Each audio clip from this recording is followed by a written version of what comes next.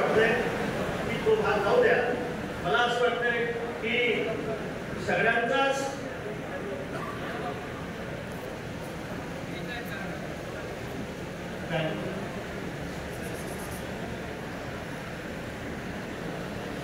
असो, मी आपल्याला विनंती करणार की आपल्या बुलढाणा जिल्ह्यामध्ये काही तीर्थक्षेत्र आहेत, त्यापैकी शिंदखेडमध्ये अर्थात आपल्या तालुक्यामध्ये या तालुक्यामध्ये काही तीर्थक्षेत्र आहेत. त्या तीर्थक्षेत्राचं नाव अत्यंत महत्वाचं नाव म्हणजे मेहुणा राजा. मेहुणा राजाच्या परिसरामध्ये आपण सगळे बसलेले आहोत. मेहुणा राजामध्ये चोखोबारायांचा जन्म झाला. चोखोबारायांच्या सौभाग्यवतीचं बाळंतपण करण्यासाठी भगवान या ठिकाणी आले होते. वहिनी मुळादार हाका मारी इथला प्रसंग आहे. मरेबाई महादेवाने घडलेले प्रतिमाने गेले कुणीकडे तो इथला प्रसंग आहे. थांबाबाई आता शिवतेली चोरी न लगे बनवाडी बोलत असे हा इथला प्रसंग आहे. येऊद्या गणपती करतील बोलवण काही उद्योग हो. आता चोखोबारायांच्या सौभाग्यवतीचं बाळंतपण करण्यासाठी या ठिकाणी या मेहुणा राजामध्ये जर खऱ्या अर्थाने स्वतः प्रभू येत असतील आणि चोखोबाराय यांचा अधिकार ज्ञानोबारायांच्या पंक्तीमध्ये बसण्याचा असेल, वारकरी संप्रदायाचा समन्वय आहे. ज्या पंक्तीमध्ये ज्ञानोबारा आहे त्याच पंक्तीमध्ये वारकरी संप्रदायामध्ये चोखोबाराय सुद्धा आहे.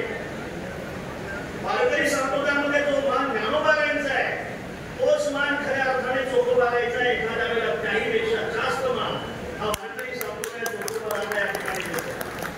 ज्या ठिकाणी चोखोबारायांचा जन्म झाला, मला असं वाटतं त्या ठिकाणाकडे या ठिकाणी असलेल्या नेत्यांचा आणि वारकऱ्यांचं जर दुर्लक्ष असेल तर हा आपल्या सगळ्यांचा अक्षम्य अपराध आहे. अक्षम्य अपराध आहे. सगळ्या संतांची मंदिरं तुम्ही बांधताय.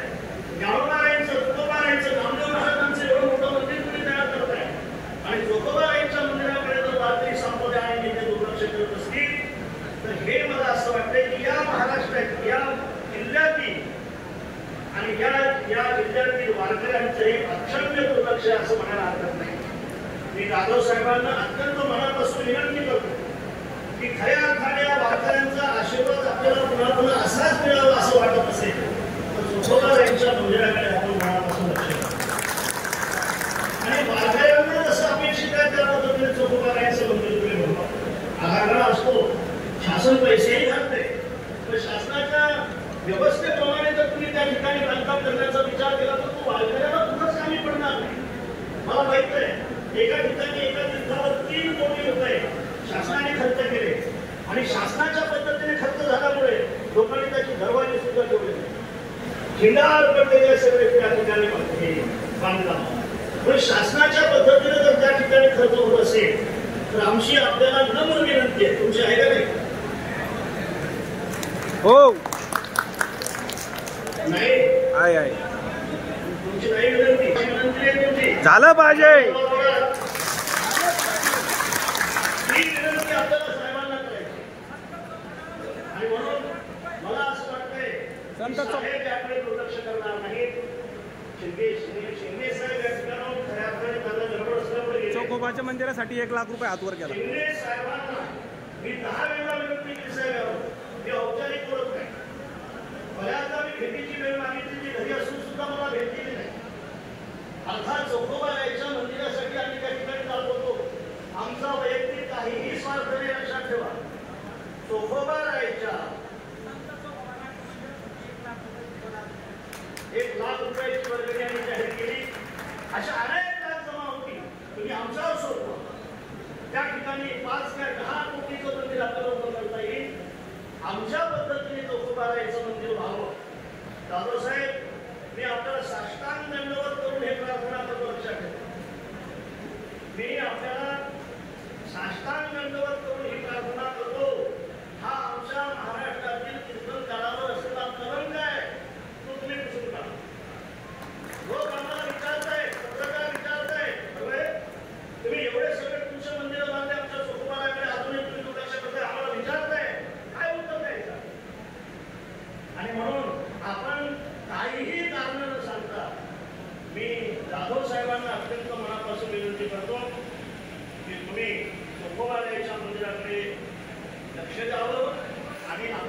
वारकऱ्यांच्या पद्धतीने त्या चोखोबाईच्या मंदिराचा विचार आपण करावा अशी विनंती करतो. 24ही तुमचंच आहे. चोखोबाईचं मंदिर जर झालं तर तुमचं 5 वर्ष सुद्धा तुमचेच आहे. साहेब आम्ही खऱ्या अर्थाने तुमच्या दावणीला जाऊ. एकही असा वारकरी नाही. तुम्ही बदलसाल, माणसं बदलतील, ते तुमच्या जवळची माणसं बदलतील. यांना तिकीट नाही इथं दुसऱ्या पक्षात जातील. आम्ही शपथ घेऊन सांगतो आम्ही दुसऱ्या पक्षात कधीच जाणार. सगळे जाणार. महाराष्ट्रातला सगळा सबंध कीर्तनकार आजही कोणतीही अभिलाषा न धरता आम्ही ठरवलेलं आहे. अरे आम्हाला सुद्धा स्वातंत्र्य आहे. आम्ही सुद्धा स्वतंत्र भारतामध्ये राहतो. आम्हाला काही कोणता तरी अधिकार आहे. आम्हाला हे एखादं काहीतरी स्वतंत्र विचार करण्यासाठी आम्हाला नियमाने अधिकार दिलेला आहे. आम्ही तुमच्या दावणीलाच बांधलेले आहोत. म्हणून की काय आमच्या शब्दाकडे दुर्लक्ष होते मला माहित नाही. साहेब नक्कीच आपल्याला हा आशीर्वाद अखंड राहण्याशिवाय राहणार नाही. पुन्हा विषय का औपचारिक नाही, मनापासून बोलतो. चोखोबारायच्या मेहुणा राजा या ठिकाणच्या मंदिराकडे आपण मनापासून लक्ष घालावं आणि वारकरी संप्रदायाच्या पद्धतीने त्या ठिकाणी ते मंदिर व्हावं अशी आपल्याकडून अपेक्षा करतो. अशी आपल्याला मनापासून विनंती करतो. माझ्या शब्दाला या ठिकाणी थांबवतो. समारंभाच्या ठिकाणी